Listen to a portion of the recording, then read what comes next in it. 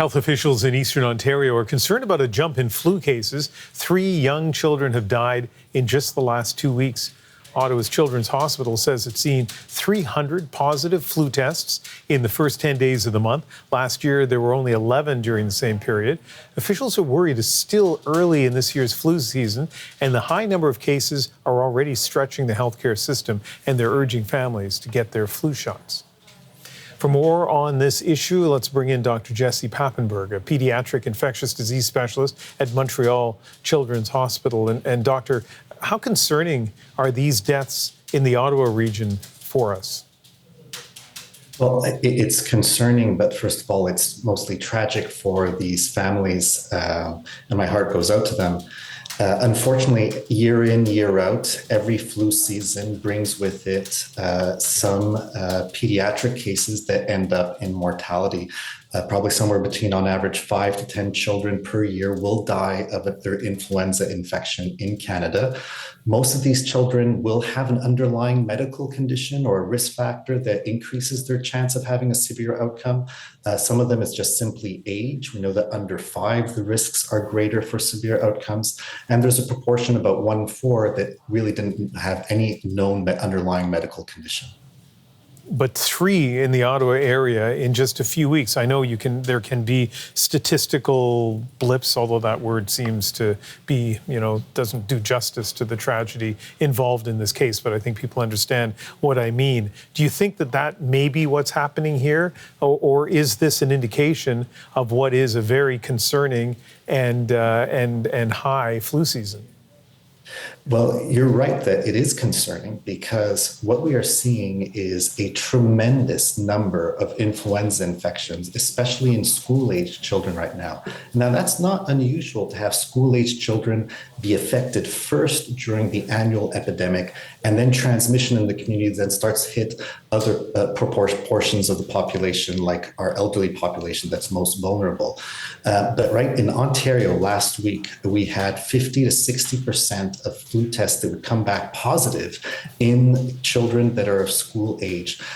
So that's really a very high and very intense level of transmission. So with so many cases, you're bound to have some of these more infrequent and very severe outcomes. Let's get some practical advice for parents and caregivers out there who may be watching. So first of all, with these statistics, when they talk about positive flu tests, those are people who actually are getting tested. I'm sure there are a lot of kids who don't get to that point, that they're dealing with the flu at home. At what point should a caregiver or parent be thinking about taking their kid into hospital or to a family doctor because they're concerned about the flu?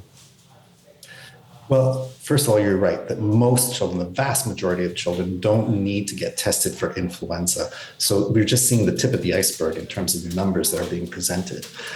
And what should parents be looking out for? Well, first of all, in very young babies, during their first 3 months of life, any fever could be a sign of a severe infection, whether it be influenza or bacterial, and that would prompt immediate medical attention in babies in their first months of life.